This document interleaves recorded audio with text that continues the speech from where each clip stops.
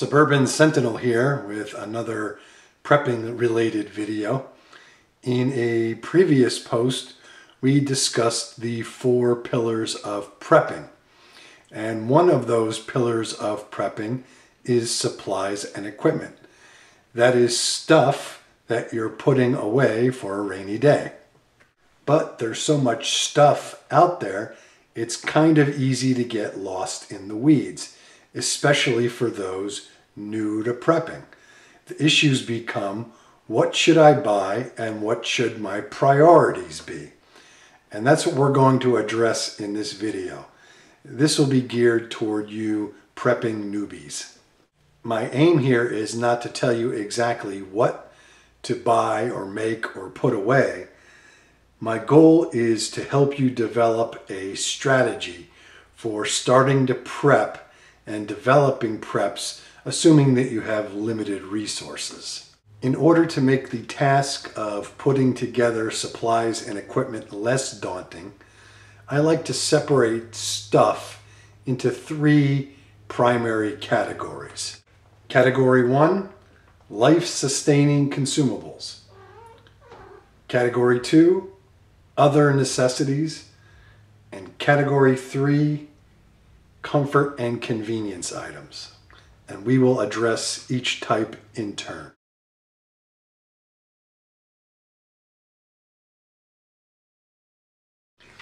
Life-sustaining consumables. This is very straightforward. What we're talking about here is food, potable water, and any necessary medications. I put these in their own category because not having any one of them for any length of time is a showstopper. In addition, a decent amount of food, water, and medications is one of the easiest categories for a prepper to develop and one of the most cost-effective as well. While the marketplace is full of long-term storage type foods that can be put away for 20, 30 years and sometimes more, it's most cost-effective and easiest to expand on your current supply base, assuming that you already eat, drink, and take any necessary medications. It's very easy to find canned and bottled foods, such as the ones on the screen, that will last for a minimum of 1 year. And this is a very good way to start. If you are brandy new to prepping, you want to concentrate your efforts here.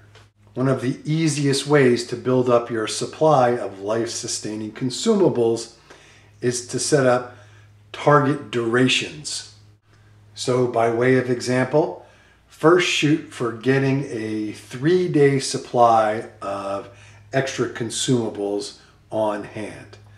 And once you achieve the 3-day supply, then shoot for a week, and then 2 weeks, and on and on.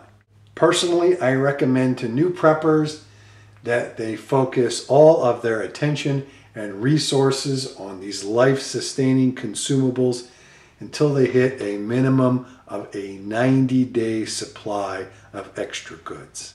In the longer term, I recommend that everybody have at least 1 year's worth of supplies accumulated eventually. Once a 90-day supply is reached, I believe it's appropriate to start turning some of your time, attention, and resources to other categories. Also, don't forget to include all of your family members in your prepping efforts, including your pets. They need to eat and drink too. Bella the camera cat always makes sure not to be forgotten in our prepping efforts. So with Bella's permission, we will move on to the next category.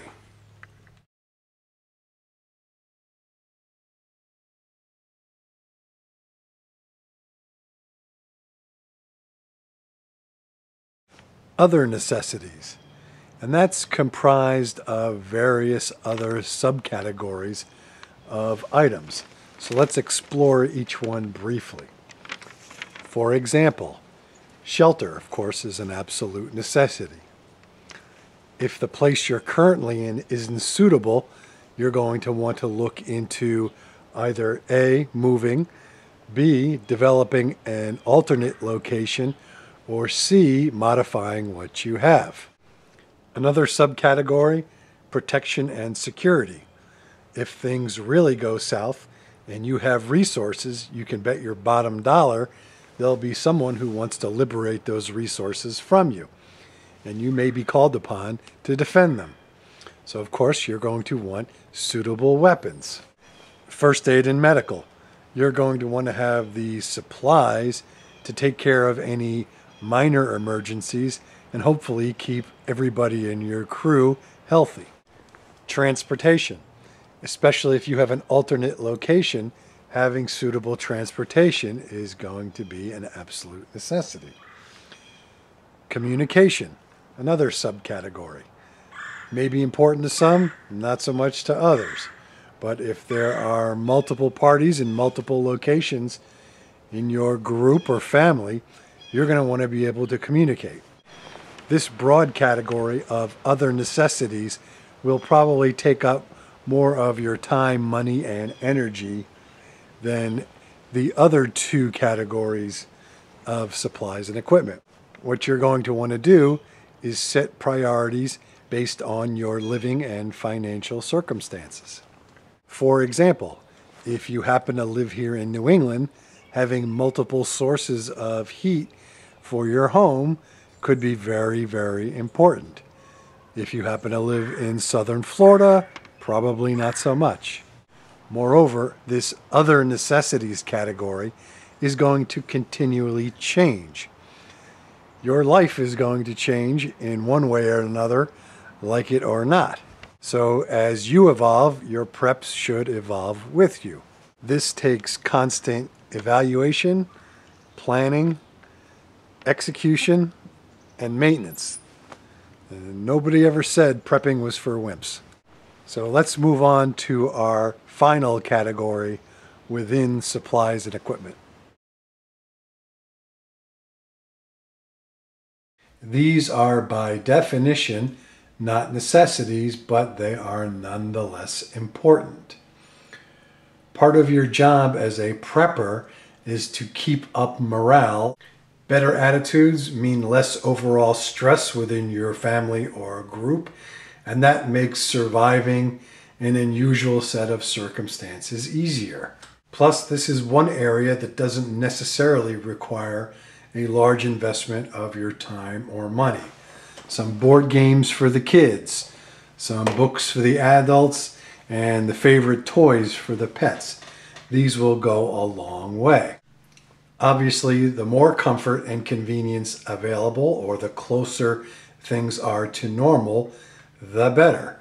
And maybe as your preps develop, you can bring things closer to normal by investing in more expensive and more involved assets.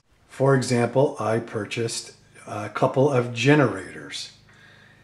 Now these are fairly expensive and maintenance intensive items, and they're not necessities, but I felt they were important. The capability of having hot meals and taking hot showers during a grid down situation will do wonders for my family's morale, and I believed it was worthy of the money spent on these items. This category should be developed as time, money, and energy allow after taking care of necessities to a reasonable degree. So in conclusion, we have a roadmap for procuring supplies and equipment for preppers. So thanks for watching. This is the Suburban Sentinel. Please thumbs up and subscribe if you like what you see. Questions and enlightening comments are always welcome. Please prep and be safe, everyone.